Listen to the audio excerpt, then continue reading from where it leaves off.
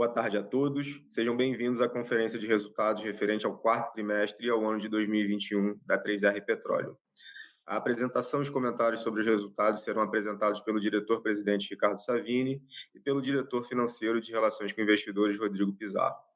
Todos os demais diretores e equipes de relações com investidores também estão presentes e disponíveis para a sessão de perguntas e respostas.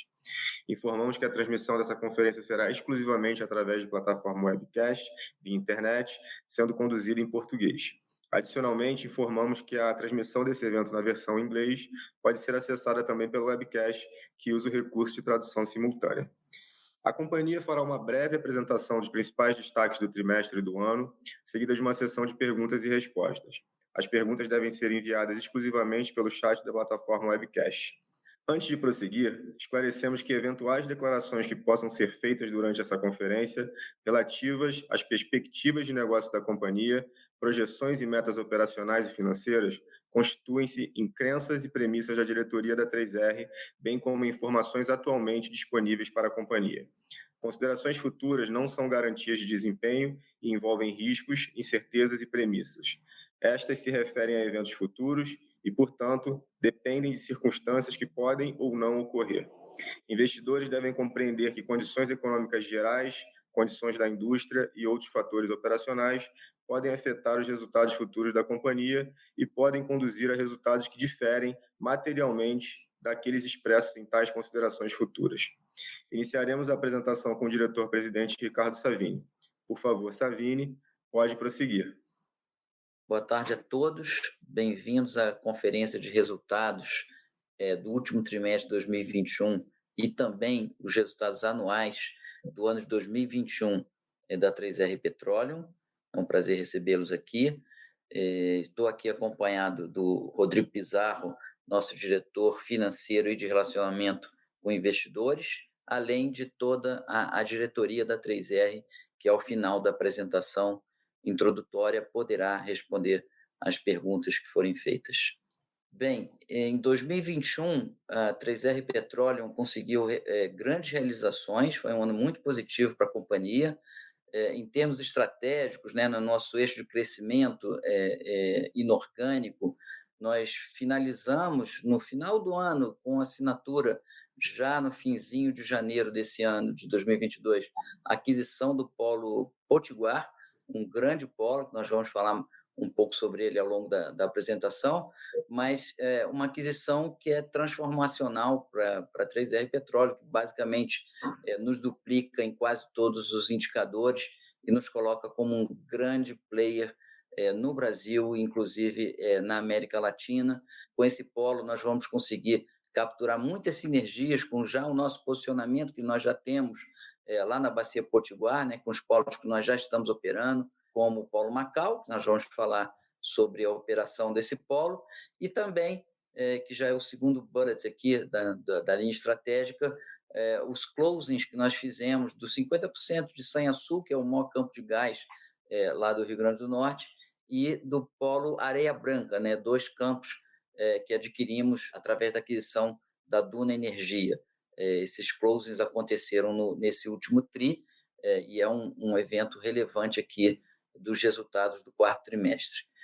Também, ao longo de 2021, nós robustecemos muito nossa estrutura de capital, realizamos 2 follow-ons que nós fizemos exatamente para fazer frente às aquisições que realizamos nos anos anteriores, e com isso nós levantamos quase 3 bilhões de reais em 2021, com essas vendas de ações suplementares, né?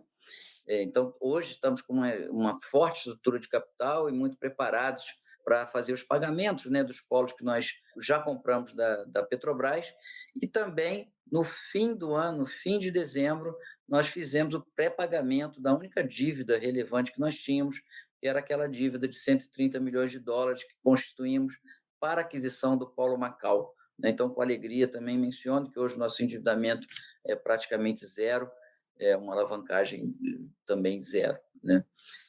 Outro evento muito importante foi a renegociação dos contratos de gás, tanto para o Polo Macau quanto o Polo Pescadeira Baiana, aqueles campos de gás offshore no Rio Grande do Norte, né?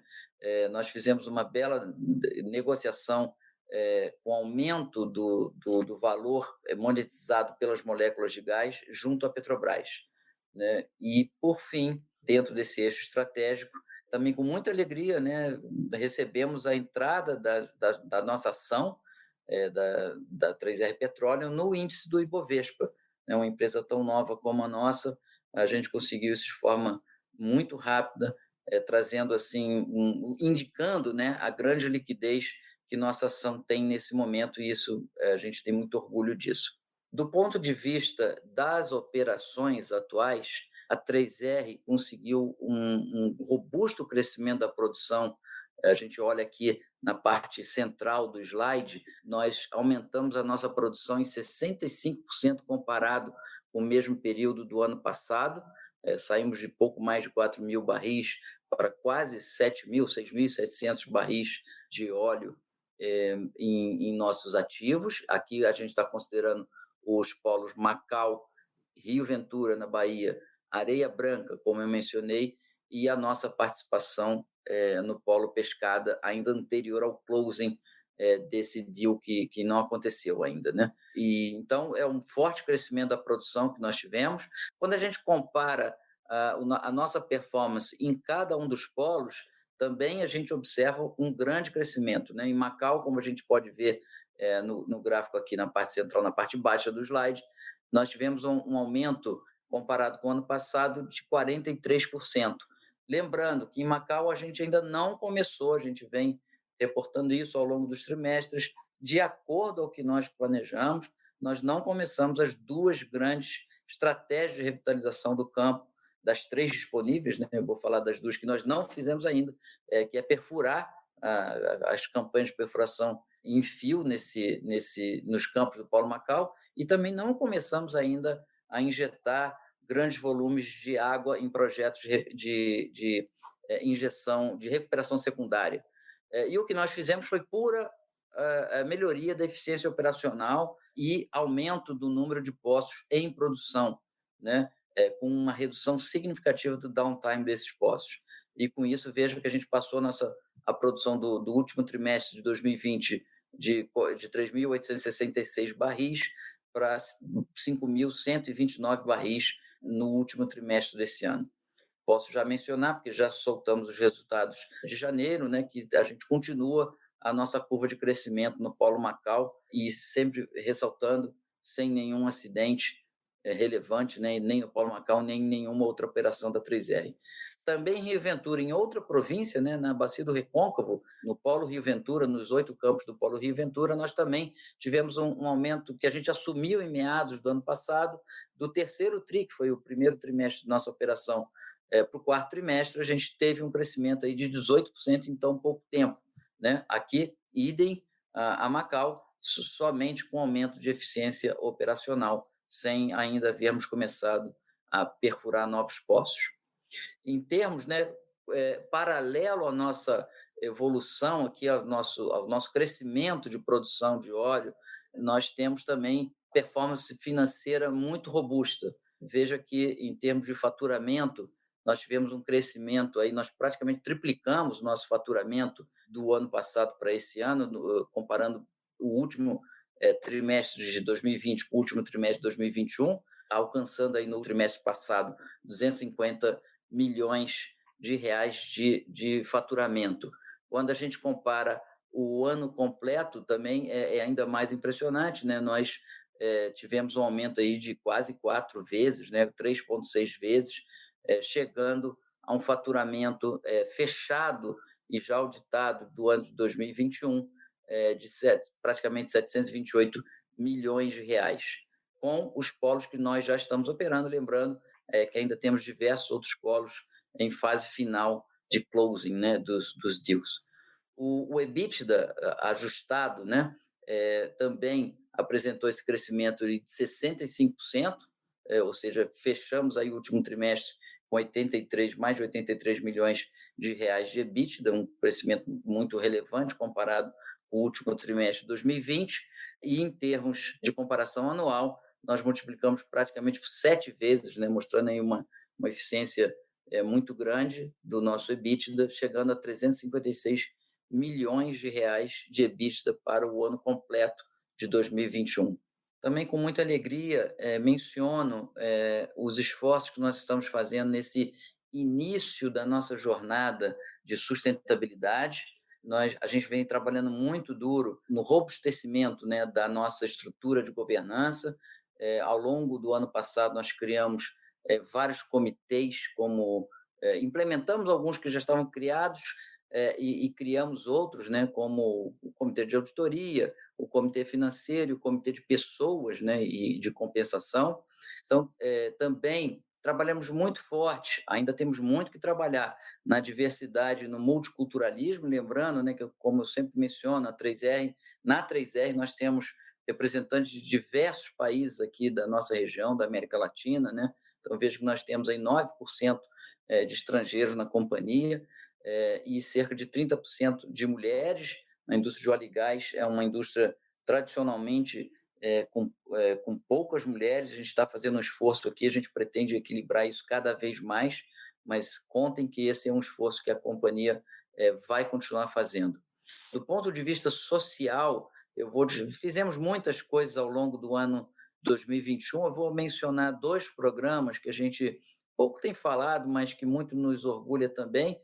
Nós lançamos um programa de combate à fome, considerando, né, o momento em que não só o nosso país está vivendo, como toda a humanidade está vivendo, ainda sob o impacto dessa pandemia e todos os efeitos nefastos do ponto de vista econômico, né? Então, queremos muito investir em educação e faremos isso, mas nesse momento nós consideramos que era mais importante focarmos no combate à fome, especialmente nas áreas onde nós atuamos. Então, temos um grande programa de combate à fome com distribuição de cestas básicas e de cheque social no Rio Grande do Norte, na Bahia e também no Rio de Janeiro, que é onde é a nossa sede.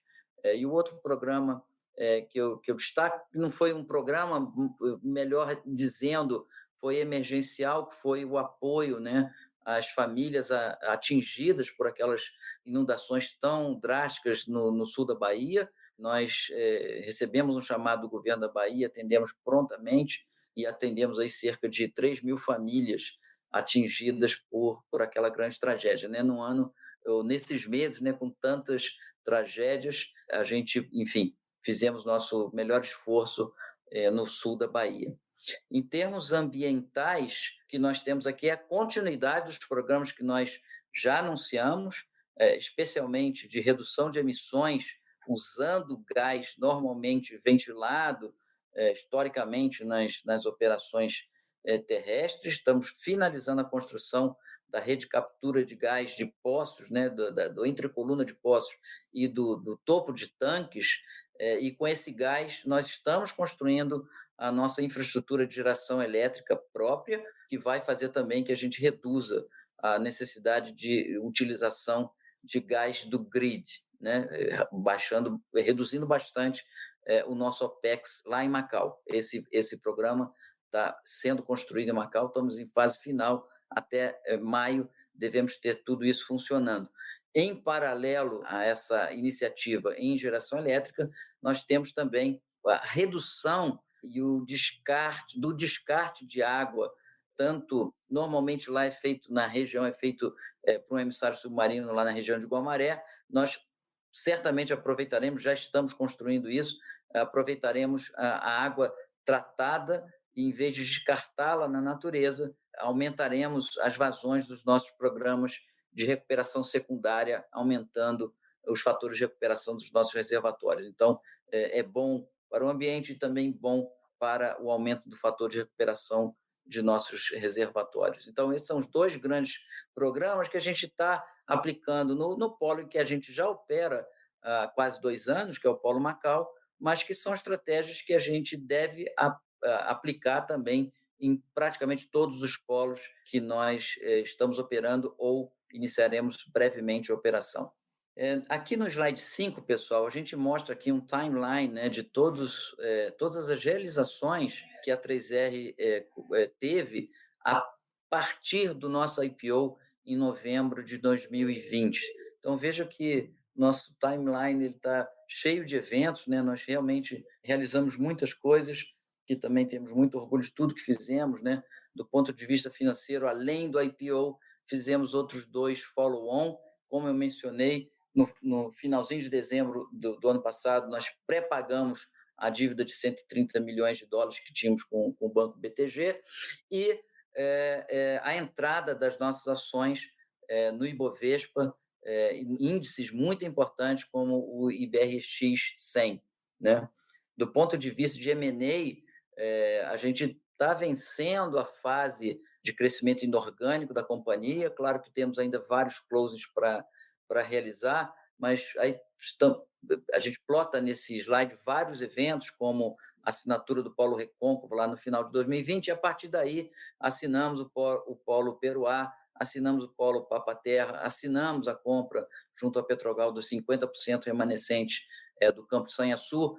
Antes disso, né, fizemos o closing de Rio Ventura e começamos a operação em julho do ano passado, fizemos o closing da aquisição, adquirimos e fizemos o closing do Polo Areia Branca, né, com a aquisição da empresa Duna Energia, e o nosso maior achievement em termos de M&A, que foi a assinatura do Polo Potiguar junto à Petrobras, agora no fim de janeiro desse ano.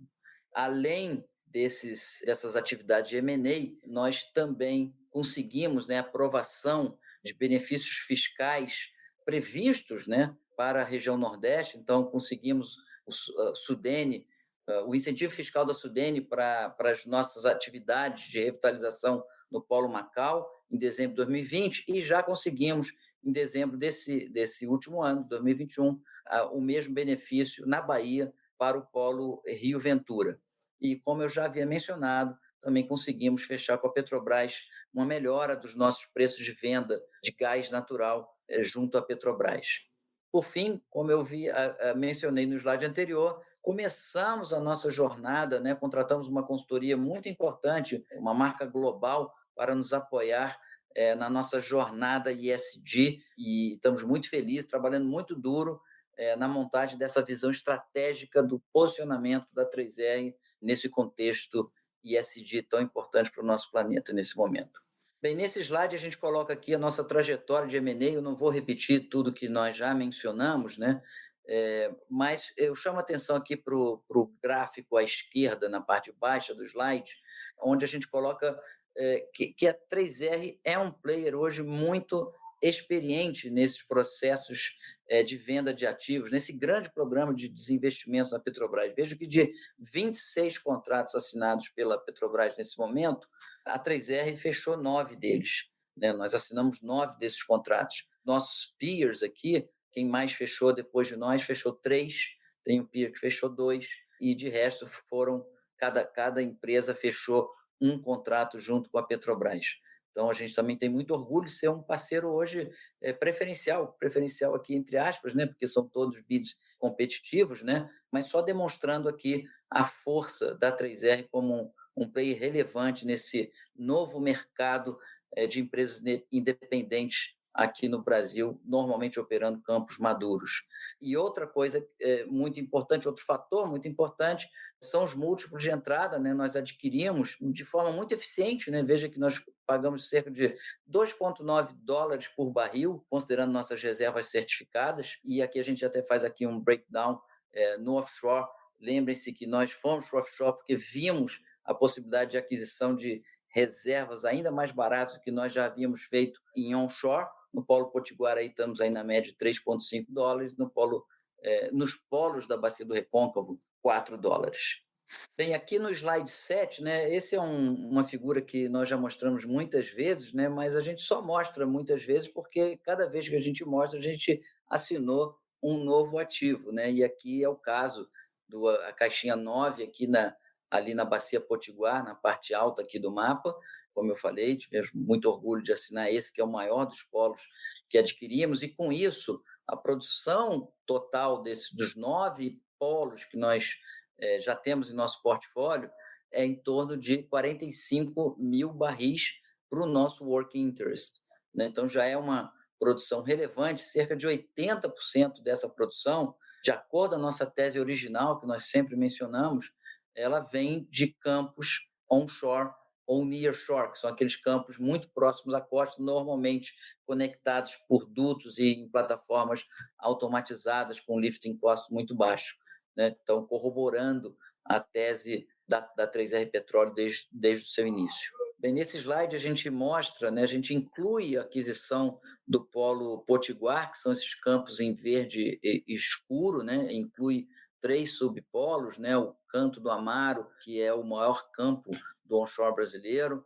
Estreito de Alto Rodrigues, que são os maiores campos de produção de óleo pesado onshore no Brasil, e o campo de Ubarana, offshore, que vai se juntar aqui aos campos offshore que nós já temos em portfólio lá na Bacia Potiguar. Em verde claro estão os polos que nós já estamos operando, né, como o Polo Macau, como o Polo Areia Branca, e 2 polos que nós ainda estamos em finalização de closing, em finalização da transição operacional, que são de Fazenda Belém, lá no estado do Ceará, e o Polo Pescada Arabaiana, plataformas de gás, muito próximo à costa aqui. Vejam que o Polo Potiguar sozinho, ele hoje produz quase 21 mil barris, então é um polo muito relevante em termos de produção, e com ele é que a gente chega àqueles 45 mil barris que eu mencionei no slide anterior. Colocando um pouco mais de luz na aquisição do Polo Potiguar, veja que é um polo com muitos campos importantes lá na Bacia Potiguar, quase 4 bilhões de barris de volume de oil in place, ou seja, é um polo bastante grande no que tange ao upstream, como a gente já mencionou, produz aí hoje praticamente 21 mil barris, mas se vocês olharem o gráfico histórico de produção, a gente pode ver aqui que esse polo chegou aos pico, né, acima de 70, 80 mil barris, mas antes de 2016 produziu um platô em torno de 37 a 40 mil barris, que passa a ser o nosso target, enfrenta um declínio importante a partir de 2016, mas declínio esse que é a nossa especialidade, evitar esse declínio, e o nosso objetivo é voltar nesses patamares de produção que o polo já apresentou. Nesse gráfico cinza está o polo completo, só o Polo Potiguar, e em verde escuro está o principal ativo dentro dele, de upstream, que é o campo de Canto do Amaro. Então, vejo que Canto do Amaro também já produziu aí acima de 30 mil barris, também vem enfrentando um longo declínio. Teve algumas... É um dos raros campos no Brasil que a gente consegue ver uma segunda ou até uma terceira corcova, como eu chamo, né? uma segunda ou terceira onda de óleo novo, e eu digo que essa onda aí, a partir de 2004, 5, 6, teve participação de membros da atual 3R, quando éramos parte da Petrobras, num grande programa de revitalização que aconteceu em poucos campos do Nordeste, sendo o principal deles o campo de Canto do Amaro. Então, as estratégias que nós aplicamos alguns anos atrás já demonstraram a sua eficácia, e é isso que nós pretendemos fazer em Canto do Amaro e nos demais campos do polo. Agora, esse polo, além de todos os campos, da importância que ele tem como grande produtor de óleo, também tem uma completa infraestrutura para processamento, refino, tancagem, armazenagem, né, e transporte, porque ele inclui, além de toda a rede de dutos, de oleoduto e gasoduto da Bacia Potiguar em terra, ele também inclui o terminal de Guamaré, que é uma unidade industrial, onde se processa a separação de óleo e água, que vem de todos esses campos, inclusive dos campos que nós operamos hoje, e tem a possibilidade de armazenagem, tem quase 2 milhões, tem 1,8 milhão de barris de capacidade de armazenagem, bastante relevante, e um porto, né, o terminal de Guamaré, através do qual nós temos acesso a possibilidade de exportação do nosso óleo cru ou de derivados, né, para o exterior ou para outras regiões do Brasil. Então, esse polo que tem up, mid e downstream, traz para a 3R uma grande flexibilidade operacional no cenário do onshore brasileiro. Bem, agora vamos olhar um pouco sobre as operações atuais, né, da 3R Petróleo e a nossa performance, né? A gente traz isso também com muito orgulho, como a gente já havia mencionado lá no resumo, no início da apresentação. Vamos olhar aqui em Macau, são os gráficos aqui na parte de cima da apresentação. Veja que a gente conseguiu, de um ano para o outro, né, comparando o quarto trimestre de 2020 com o quarto trimestre de 2021, um incremento de 33% da produção.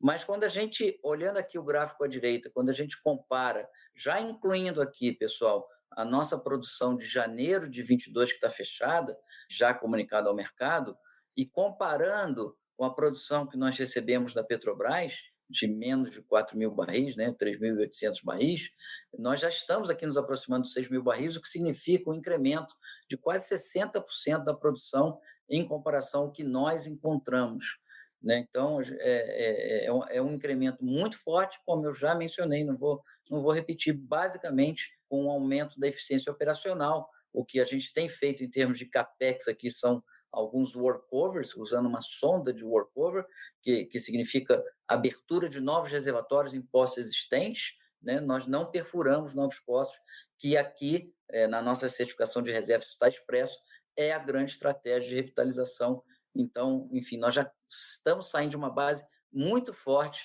para o início da perfuração, que deve acontecer agora no segundo trimestre desse ano. Então, a base de incremento já aconteceu mesmo sem a perfuração. E o mesmo efeito nós vemos...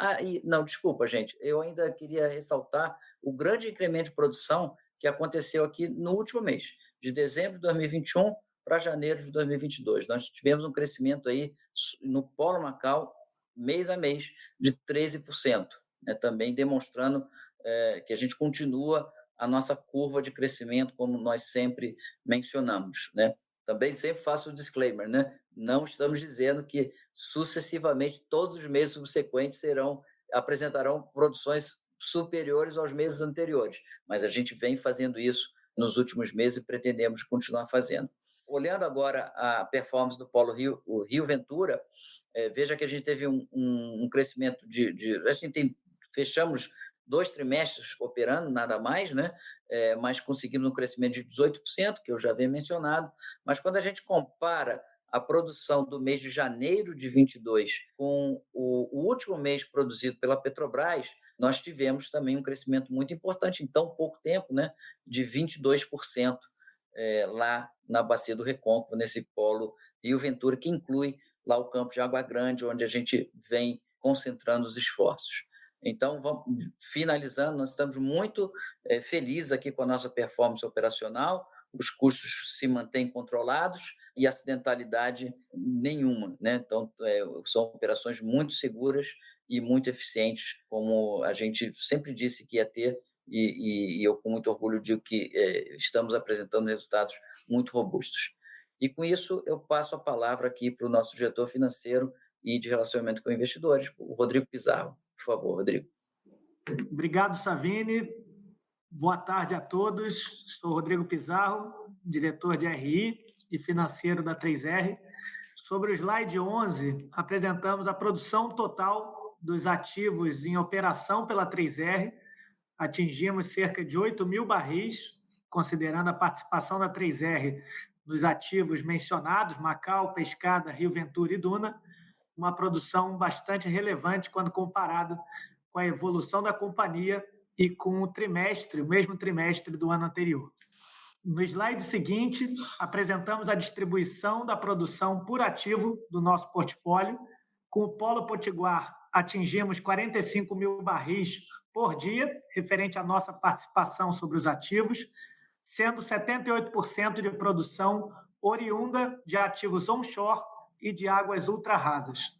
Por um lado, temos a escala que uma empresa independente deseja ter, o que normalmente só é atingido com ativos offshore, e, por outro, temos a produção bem pulverizada em centenas de poços, o que nos traz resiliência e previsibilidade ao nosso fluxo de caixa, com custos majoritariamente atrelados a ativos onshore. No slide seguinte, o slide 13, apresentamos o gradativo incremento de receitas da companhia. Atingimos cerca de 250 milhões de reais em receitas líquidas no quarto trimestre e um total de quase 730 milhões de reais em todo o ano de 2021, ou seja, 4 vezes maior do que o montante atingido no ano de 2020. Macau ainda é o ativo de maior relevância, com praticamente 80% do total das receitas líquidas do trimestre, e a venda de óleo representa 96% do total das vendas do ano de 2021. No slide seguinte, o slide 14, apresentamos o nosso EBITDA ajustado de 83 milhões de reais no quarto trimestre.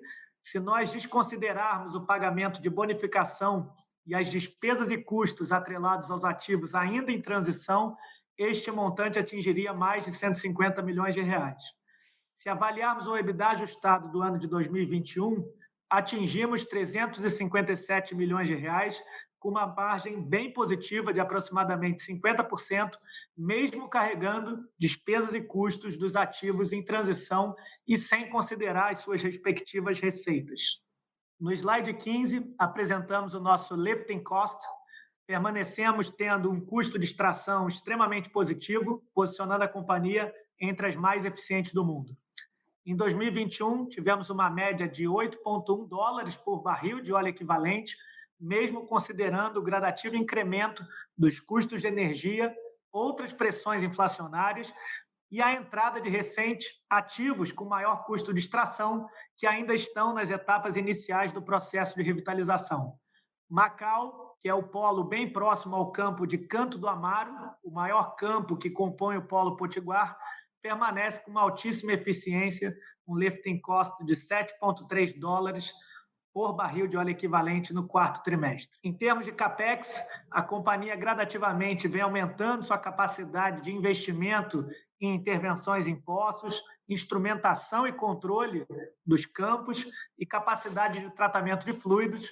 No quarto trimestre, investimos cerca de $11 milhões, totalizando $26 milhões no ano, ou seja, muito pouco quando comparado com os incrementos de produção já mencionados pelo Savini. No slide 16, apresentamos nossa posição de caixa e nossas obrigações perante a Petrobras. Concluímos o ano de 2021 com uma posição de caixa líquido de aproximadamente $441 milhões, compatível com as obrigações de curto prazo e com o pagamento do signing do Polo Potiguar, que realizamos em 31 de janeiro, $110 milhões, referente ao signing. Também apresentamos nesse slide nossa posição de hedge no final de 2021, com cerca de 2 milhões de contratos a valor futuro, NDF, em cerca de $65 por barril e cerca de 600 contratos em formato collar, uma estrutura de opções, garantindo uma proteção em cerca de $50, que também limita o upside em cerca de $67,5. Finalmente, no último slide, o slide 17, apresentamos os próximos passos da companhia. A mensagem final da administração é de que estamos focados na execução, na transferência segura e eficiente dos nossos ativos que ainda estão sendo operados pela Petrobras e na análise de oportunidades, tanto de estruturação financeira como de parcerias para o closing do Polo Potiguar. Seguimos focados na melhoria contínua das operações do Polo Macau e dos polos Duna e Rio Ventura e avaliando oportunidades para antecipar investimento tanto em intervenção de poços como em perfuração, que resultarão na diluição de custos fixos. E, finalmente, nossa agenda ESG se fortalece cada vez mais como um dos pilares da companhia, com a criação recente de comitês estratégicos de assessoramento ao Conselho, além do grande destaque aos projetos sociais já comentados pelo Savini e da estruturação de uma agenda estratégica voltada para a eficiência, redução de emissão de gases e do descarte de água no oceano. Muito obrigado. Nós passamos agora para a etapa de perguntas e respostas e nossa equipe, nossa diretoria, está à disposição para endereçá-las. Muito obrigado. Bom, obrigado pela presença de todos no call. Temos mais de 200 pessoas no call hoje. A gente recebeu diversas perguntas, muitas delas direcionadas ao assunto do bônus, que causou um ruído hoje no mercado. Vamos começar respondendo, endereçando esse assunto. Savini inicia e o Pizarro complementa na sequência. Obrigado.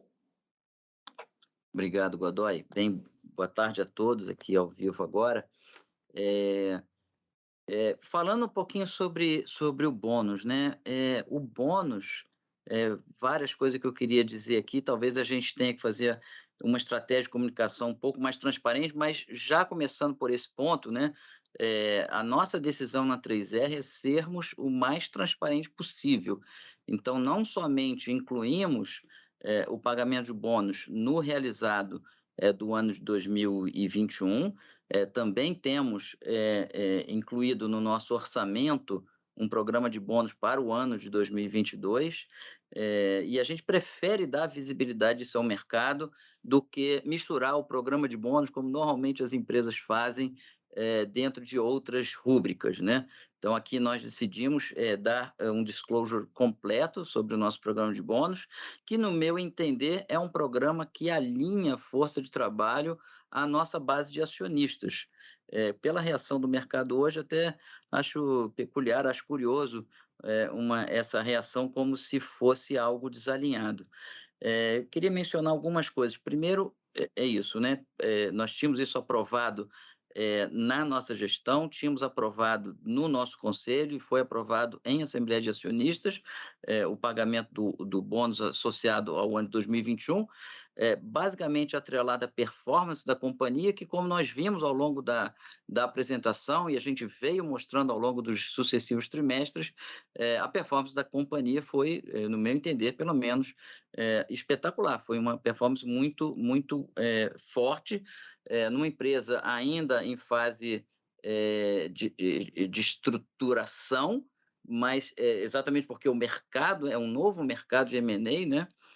Mas outra coisa que eu queria dizer é que o nosso programa de bônus não é associado à diretoria da 3R. Talvez alguém ou algumas casas estejam fazendo essa relação. Eu queria trazer isso aqui de público, né? No nosso programa de bônus participam toda a diretoria, todos os gerentes da companhia e muitos engenheiros, geólogos, petrofísicos, geofísicos, né? Técnicos de alto nível, mesmo sem ser gerentes, todos participam desse programa de remuneração variável, é disso que nós estamos falando. Grande parte da remuneração do pacote anual de cada um dos profissionais da 3R, de uma grande parte dos profissionais da 3R, se dá por remuneração variável, que é exatamente para alinhar os interesses de cada profissional, né, desse stakeholder tão importante em qualquer organização, que são os empregados, alinhar os interesses desses empregados, os empregados-chave, com os acionistas. E passo um dado relevante, né? 207 pessoas, 207 profissionais da 3R participam desse programa de remuneração variável. Então, isso aqui não é um programa, o volume, estamos falando em torno de $5 milhões bruto, né, para o porte da 3R, isso não é relevante, e sim estava dentro do nosso planejamento. Esses $5 milhões, mais ou menos $5 milhões, é dividido em mais de 200 profissionais, especificamente 207 profissionais. Então, assim, o que eu queria transmitir aqui, muita tranquilidade, que aqui nós, ao contrário, se estamos aqui sofrendo, nossa ação está sofrendo hoje, é porque essa gestão é transparente, a gente não tem nada a esconder. Vários dos profissionais da 3R têm o programa de remuneração variável nos seus contratos, então a remuneração de muitos profissionais da 3R se dá pela parcela mensal fixa, né, de CLT ou estatutária, grande, quase todo mundo é CLT, só alguns diretores são estatutários, então grande parte da remuneração anual, um pouco mais da metade é de remuneração fixa e um pouco menos da metade é feito de remuneração variável, atrelado a desempenho, né? Basicamente desempenho corporativo, desempenho das gerências, né? Das diretorias da companhia, metas muito claras que foram aprovadas na nossa diretoria, foram aprovadas no nosso board, e dados excelentes resultados, como nós mencionamos aí, 2 follow-ons, estrutura de capital muito forte, 0 dívida, encerramos o ano com nenhuma dívida na companhia, crescimento da produção muito alto, numa indústria que envolve periculosidade, desde que iniciamos nossas operações, nenhum acidente. Então, nossa força de trabalho é muito forte, é muito dedicada, é muito compenetrada, e eu acho que nada mais justo do que dividir um pedaço do valor que essa companhia gera com seus empregados. Então, essa foi a nossa estratégia. A estratégia ela já existia desde sempre, porque, como eu menciono com vocês, vários profissionais têm um target de bônus incluído no seu contrato de trabalho, e isso tudo sempre esteve dentro do nosso planejamento. Então, aqui não tem surpresa, talvez tenha sido surpresa para algumas casas, e eu pediria paciência, que olhem com cuidado, que olhem com calma, porque aqui a gente não quer fazer nada escondido, por um lado, e isso aqui não foi desenhado para privilegiar 3, 4 ou meia dúzia de diretores da companhia, certo? Os diretores são parte do programa, mas é um programa muito abrangente que envolve muita gente importante para os resultados que nós obtivemos e para que a gente alcance os resultados que nós almejamos obter ao longo de 2022 e nos anos vindouros, tá? Então, encaro com muita tranquilidade, estamos muito tranquilos, acho que o nosso programa é até modesto para padrões da indústria de óleo e gás a nível mundial e mesmo aqui na região, na América Latina. Nossa equipe ela é muito focada em custos, nosso lifting cost continuam sendo o lifting cost de referência aqui no Brasil, e o nosso foco, tanto em aumento de produção quanto em diminuição de custo, não de custo total, senão do custo por barril, porque é isso que importa numa indústria de commodity mineral, o foco da nossa equipe, da nossa liderança e dos nossos profissionais é total. E isso eu tenho convicção de que alinha os interesses de todos, da força de trabalho da 3R com a nossa base de acionistas. E aproveito para dizer, passo a palavra para o Pizarro, que a gente fica completamente disponível para questionamentos, para responder qualquer dúvida de forma totalmente transparente, e em função disso é que nós tomamos a decisão, eu queria até de público falar, foi uma decisão até do nosso presidente do conselho de dar completa transparência ao nosso programa de bônus e de forma aqui totalmente alinhada com a gestão da companhia. Pizarro, por favor. Obrigado, Savini. Boa tarde a todos.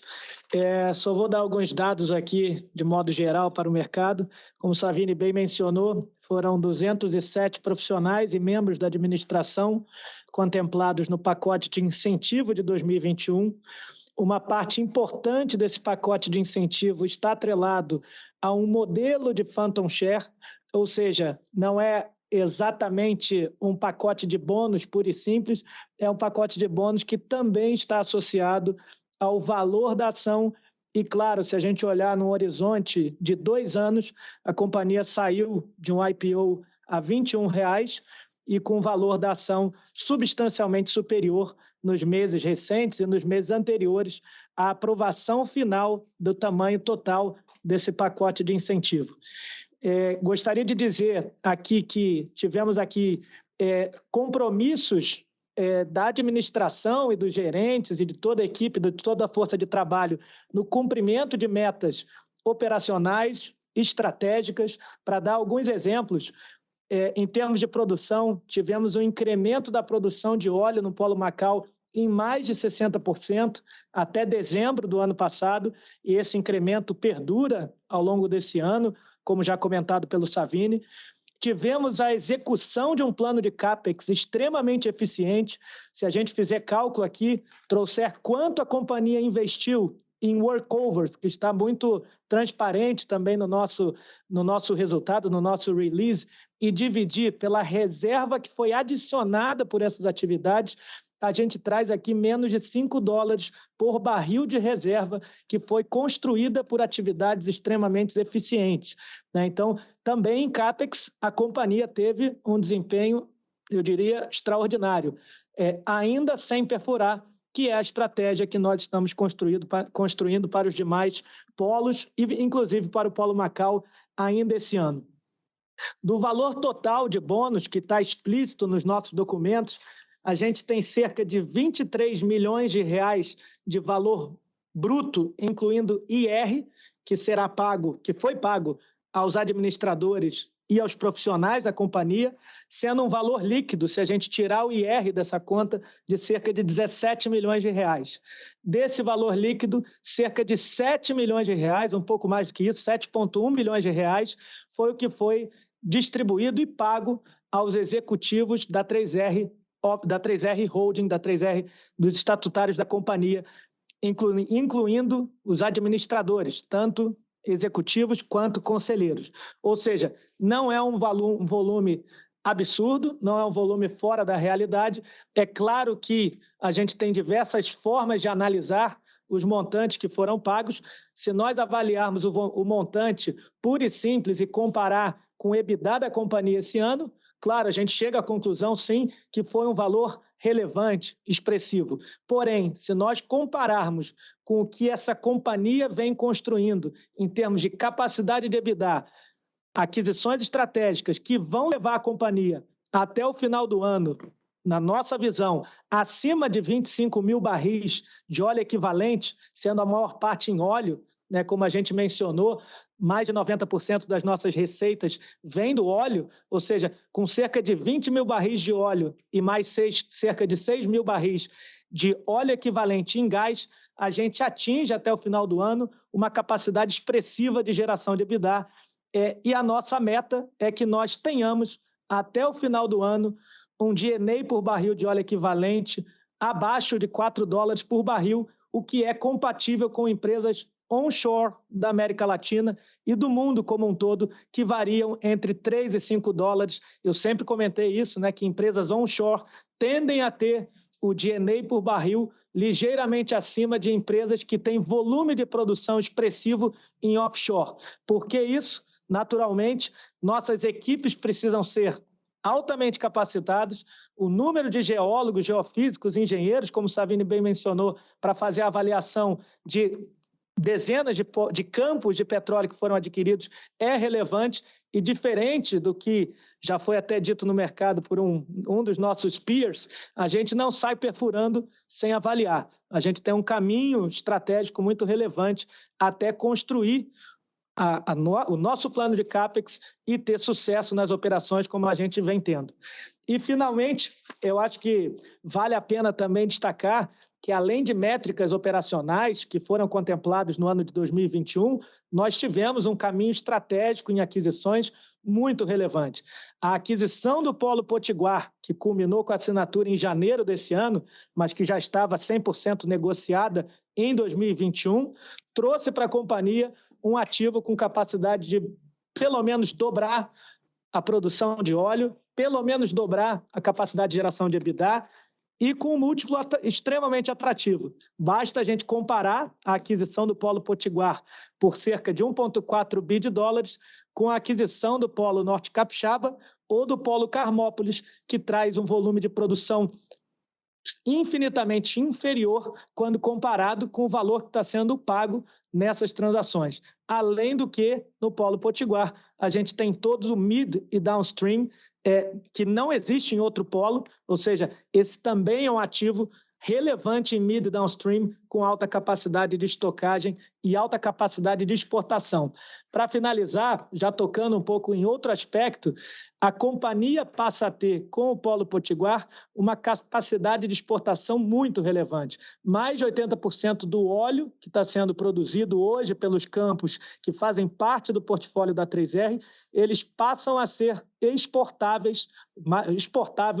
com o Polo Potiguar, claro, contemplando também nossa participação em Papa-Terra, que é 100% exportável, naturalmente, por estar offshore.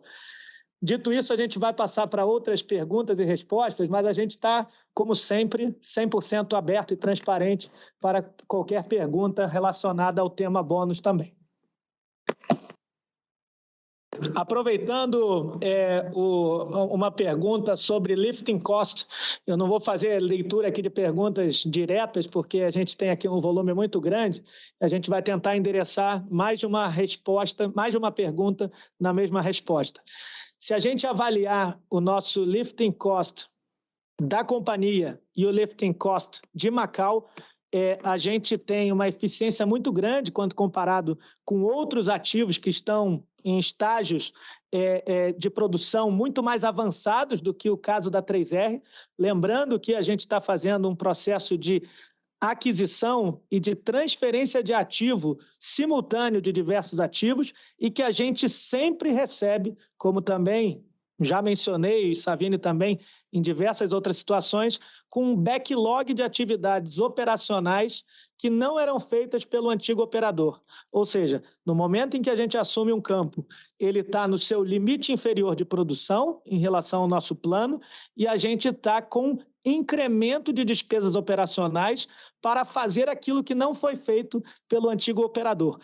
Tudo isso visando integridade, zero riscos, né?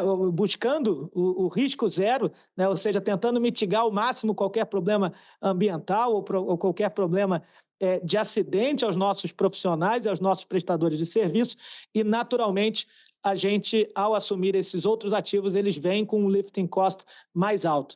Dito isso, também olhando para frente, a nossa estratégia é que a gente atinja um lifting cost esse ano abaixo de $15 por barril, quando a gente pensa no portfólio como um todo, e caminhando sempre, como mencionamos, a partir de 2023, 2024, quando já tivermos o incremento de produção em todos os outros campos, né, não só em Macau, a gente buscando atingir algo próximo de 11 a 12 dólares no nosso portfólio como um todo, tendo o portfólio onshore abaixo de $10 por barril.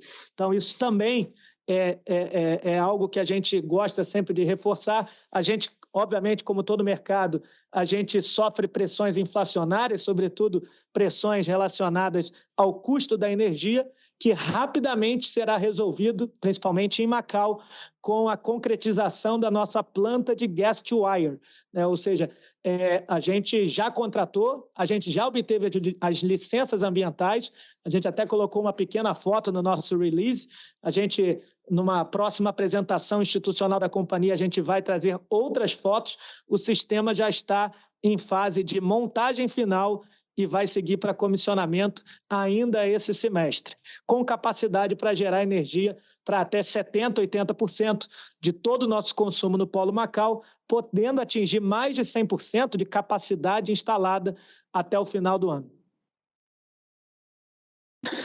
Em relação à nossa capacidade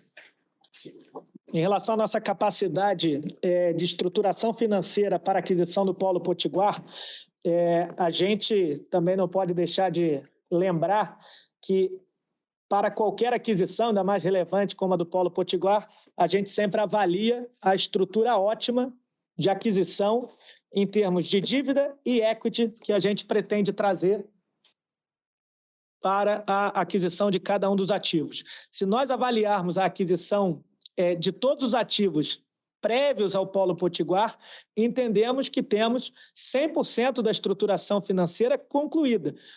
E se nós considerarmos o Polo Potiguar, entendemos que parte relevante do equity, se não a integridade do equity, também já foi trazida para a companhia nos 2 últimos follow-ons que foram realizados. Então, obviamente, avaliarmos um follow-on como uma meta bem-sucedida está extremamente ligado com a nossa capacidade de adquirir ativos a múltiplos atrativos, como mencionado anteriormente.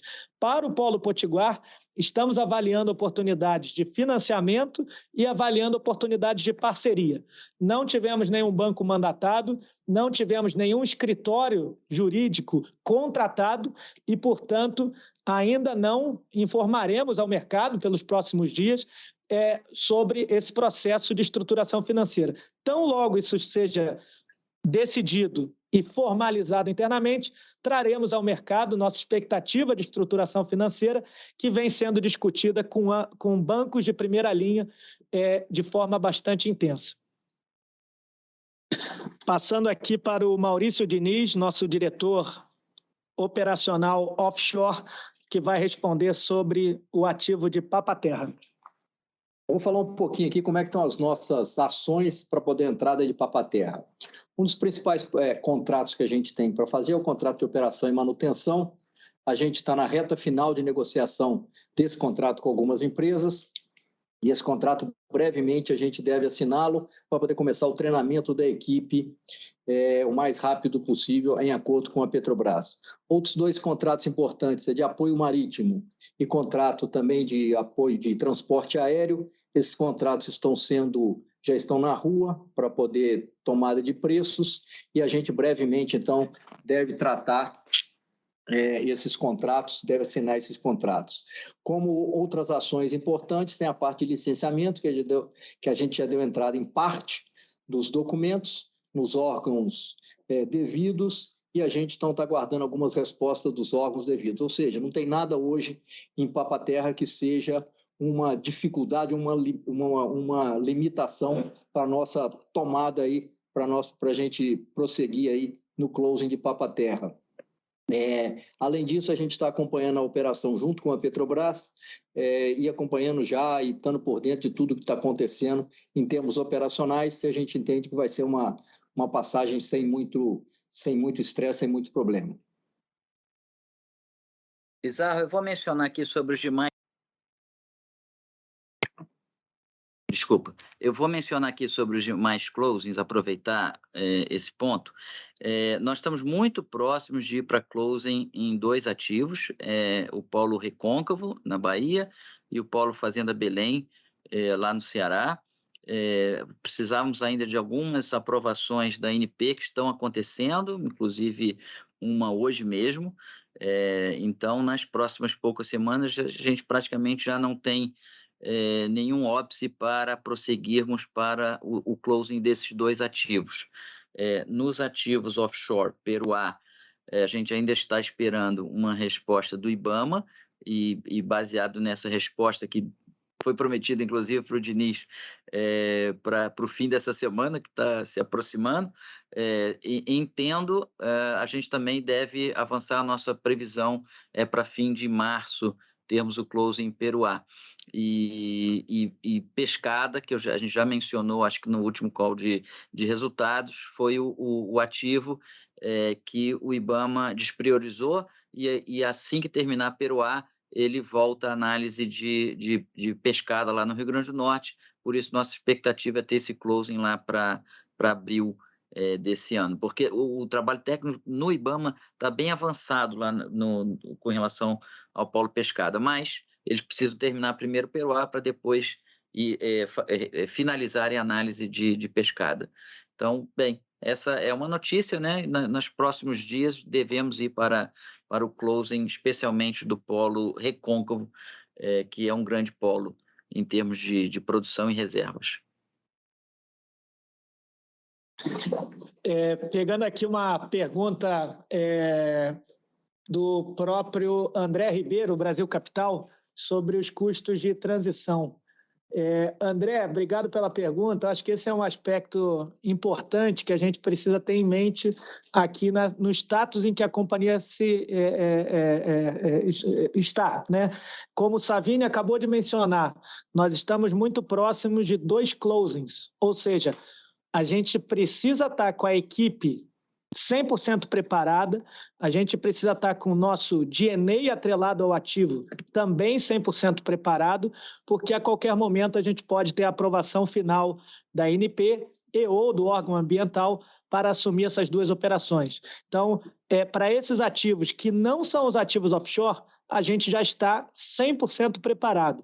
Para os ativos offshore, que também são parte importante desses 40,8 milhões de reais, a gente já está, diria que 95% preparado para assumir o Polo Peruá e está em processo de preparação para o Polo Papa-Terra. O que isso significa? Já temos equipe de suprimentos, já temos equipe técnica, já temos equipe de geologia, geofísica e de operações avaliando quais são as primeiras atividades que nós implementaremos em Papa-Terra e Peruá e qualquer outro ativo em transição de antemão. É claro que a gente tem esse descasamento, né? Obviamente a gente tem D&A e OPEX antes de termos a receita do próprio ativo. Então, por isso a gente preferiu destacar, isso vai ser recorrente até que façamos o último closing. Tá? Então, até que tenhamos o closing de Potiguar, a gente vai ter sempre despesas que a gente vai buscar explicitar ao mercado fora dos ativos que não têm receita.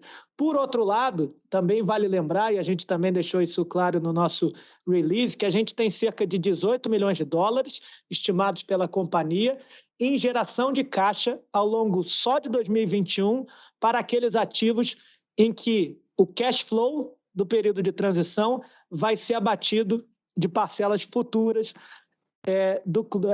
à Petrobras. Então, a gente tem tanto Papa-Terra quanto Pescada Arabaiana e Fazenda Belém como ativos em que o cash flow, a geração de caixa operacional do ativo durante o período de transição vai ser abatido. Então, para avaliar de forma simplista, né, o que nós temos em termos de geração de caixa e custos administrativos e operacionais dentro da companhia, a gente teve cerca de 18 milhões de dólares ao longo de 2021 e cerca de 40 milhões de reais de despesas operacionais no período. Uma outra pergunta aqui relacionada ao Polo Potiguar sobre a capacidade de exportação e por que a gente sempre reforça esse aspecto tão importante do Polo Potiguar. A capacidade de estocagem e a capacidade de exportação, que não é só para o Polo Potiguar, mas também contempla o Polo Macau, o Polo Pescada e o Polo Areia Branca, que já foram adquiridos pela 3R, eles trazem flexibilidade. Então, ao invés de ter 1 ou 2, ou no máximo 3 potenciais compradores para o óleo onshore, como acontece com a maioria das empresas que estão com foco única e exclusivamente onshore, a gente passa a ter uma gama de potenciais compradores compatível com ativos offshore. Ou seja, qualquer trading company, e no nosso caso, por ter as distribuidoras ao lado do terreno do Polo Potiguar, a gente também tem acesso direto às distribuidoras de produtos refinados. E isso se traduz em flexibilidade, competitividade, melhor preço de venda de petróleo. Essa é a nossa expectativa. E para o óleo do Polo Potiguar, a gente sempre reforça que é um óleo de melhor qualidade, que tem tendência a ter desconto sobre Brent bastante baixo.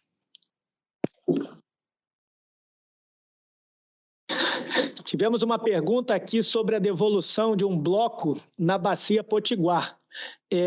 A gente tentou deixar bastante claro no comunicado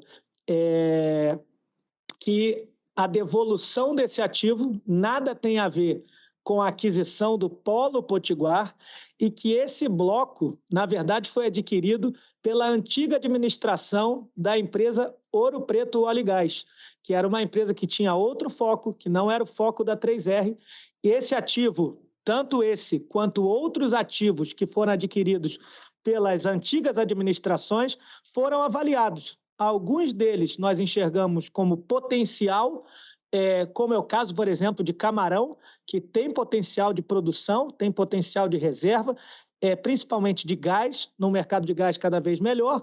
E no caso desse bloco especificamente, nossa avaliação foi de que não haveria por que guardarmos esse ativo no nosso portfólio. Ou seja, foi feita a devolução, esse ativo não tinha qualquer programa de exploração, programa exploratório mínimo associado, já havia sido cumprido pela antiga administração e, portanto, nós fizemos a devolução. Só repetindo, né, Pizarro, o que você falou, para ficar bem claro, era um bloco exploratório offshore, não estava ali no meio dos campos onshore que nós temos no nosso portfólio hoje, nada tem a ver com a área de produção, e um potencial exploratório baixo, porque mesmo outros blocos que vieram da antiga Ouro Preto, que já foram cumpridos os PENs, isso é um termo técnico, né? Programa Exploratório Mínimo, ou seja, ele não tem mais nenhum tipo de passivo, tudo que tinha que ser feito de acordo ao que foi comprometido com a agência já tinha sido feito pela Ouro Preto, mas tem ainda tem um potencial exploratório, nós mantemos no nosso portfólio por diversas estratégias, só para vocês entenderem. Por que a gente mantém um bloco exploratório dentro do portfólio da 3R nesse momento? Porque tem gente perfurando num bloco ao lado. Se tiver sucesso, o nosso bloco, o nosso acreage, ganha muito valor imediatamente, né? Então, basicamente, esse é o jogo, né? Esse é o game da exploração. Esse não tinha potencial exploratório, nós resolvemos devolver. Pessoal, tem uma pergunta também aqui relativa à operação da parte lá do ativo de Guamaré. Eu queria dizer para vocês que nesse ativo lá a gente está dizendo que não faz parte do core da empresa. Na realidade, o ativo de Guamaré é constituído por algumas partes lá. Tem uma parte simplesmente que é de tratamento, outra de separação de fluidos, que é bastante dentro do core da empresa, que a gente conhece bastante como operar. A gente tem parte da atividade, que é uma parte daquela refinaria também no local, e a gente tem a parte de porto. Então, a parte de porto também não tem nenhum estresse de operação, a gente tem gente aqui compatível. E quanto à outra parte do ativo industrial em si, a gente já tem pessoas dentro da companhia hoje que já participaram sendo assim bem claro, da terraplenagem de Guamaré. Ou seja, já tem gente que conhece aqui dentro da companhia cada bomba que tem ali dentro, cada separador, então não vai ter nenhum estresse de operação do ativo de Guamaré, da gente operar aquele ativo, tá? Se for ou não que validado para a companhia no futuro, aí se vai ter parceiro ou não, é uma outra história, mas em termos operacionais, a gente não vai ter qualquer dificuldade de operar aquele ativo como um todo, tá? De novo, só para reforçar aqui, né? Muito bom que você falou, Diniz, mas para deixar isso bem claro, gente, tudo ali é core numa empresa de petróleo e gás. Nós temos, como eu falei ao longo da apresentação, alguns dos maiores campos do onshore brasileiro dentro desse polo, e no ativo industrial de Guamaré estão as plantas de separação em óleo-água, que separam o óleo da água de todos aqueles campos, gente. Então, não tem como prescindir do ativo industrial de Guamaré. Acho que a gente está tentando ser bem claro com isso, com todo o mercado. Ela é parte do processamento do óleo. O óleo está misturado com a água até a entrada de Guamaré.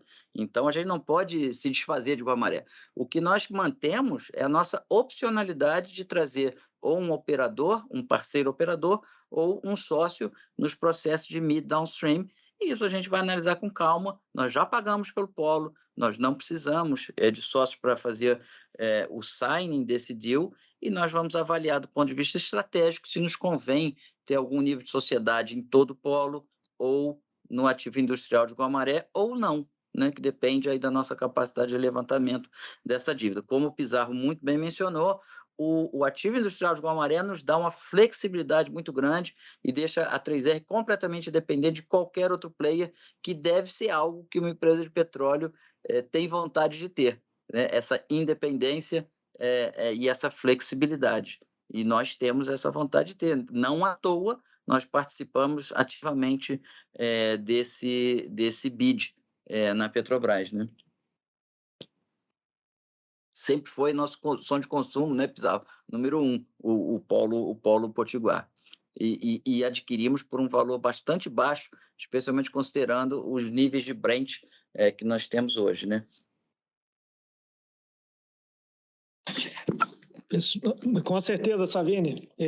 Acho que, como a gente sempre bem menciona, o Polo Potiguar é o maior e melhor ativo onshore e águas rasas que foi colocado à venda, e com uma transação favorável aqui à 3R, que é realmente substancialmente superior a outras transações que nós estamos avaliando aqui nos últimos tempos, né, nos últimos comunicados da Petrobras. Voltando aqui a um aspecto da proposta de remuneração dos administradores, nós recebemos aqui algumas perguntas relacionadas ao valor que está previsto no formulário de referência e ao valor que está previsto na proposta de remuneração. Cabe ressaltar aqui que todos os pagamentos que foram feitos a título de bônus, de pacote de incentivo, respeitam tanto os limites de AGE, como também respeitam os limites previstos no formulário de referência. No formulário de referência estão indicados valores que serão pagos pela 3R Holding, a 3R Óleo e Gás, e dentro da proposta de remuneração há pagamentos que são feitos tanto pela holding quanto pelas suas subsidiárias. Então, eu vou até ler aqui, na proposta que foi aprovada na AGE de abril de 2021, a remuneração que foi proposta aos conselheiros é de um montante de até 3,38 milhões de reais em dinheiro. E para os diretores é um pacote de até 16,8 milhões de reais para remuneração em dinheiro, também aprovada nessa mesma Assembleia. Os valores que foram pagos, como eu já mencionei, foram mais baixos do que esses montantes limites que foram aprovados em ata GE, e também os valores que foram pagos pela própria, que estão indicados no formulário de referência, também são menores do que os que foram indicados na tabela. Pessoal, uma última pergunta aqui sobre planta de separação água-óleo. Savini, gostaria de endereçar? Sim, vamos lá. Nossa planta, a gente está... Lembram que ela tem duas fases, né? A gente tem um Free Water Knockout, que está virtualmente instalado. A gente deve comissionar, ou seja, colocar para operar como a gente vem dizendo nos últimos meses, agora em março. Então, estamos aí a ponto de iniciar a operação desse Free Water Knockout, que foi fabricado no Texas, né, que já está aqui desde dezembro. E a planta como toda a gente deve comissionar. Na realidade, lembram, são duas plantas, né, de separação de óleo e água no campo Salina e Cristal e no campo de Serra Macau.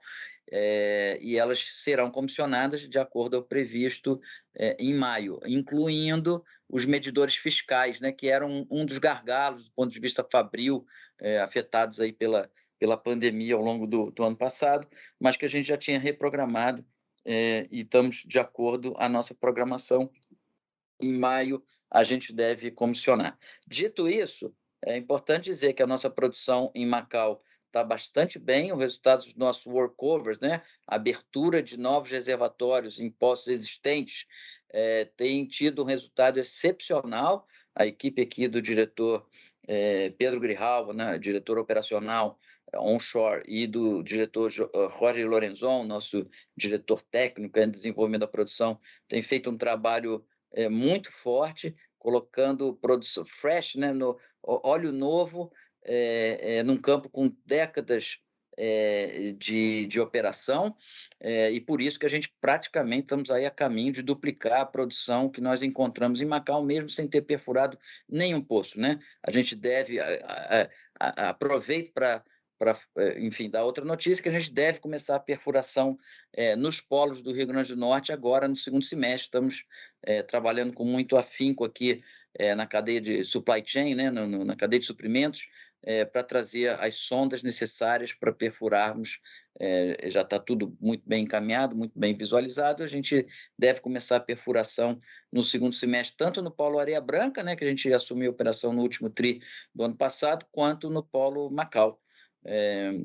E também já estamos planejando a campanha de perfuração de Rio Ventura, até um pouco antecipado ao planejado originalmente, né? Então, unir os dois assuntos, mas tudo bem encaminhado com a planta, tudo bem encaminhado para a gente começar a perfurar no segundo semestre e intensificar isso em 2023, em vários polos, e mesmo sem o comissionamento da planta de separação de óleo e água, a nossa produção já está num nível bastante forte. Estamos aí a caminho de duplicar a produção do polo Macau.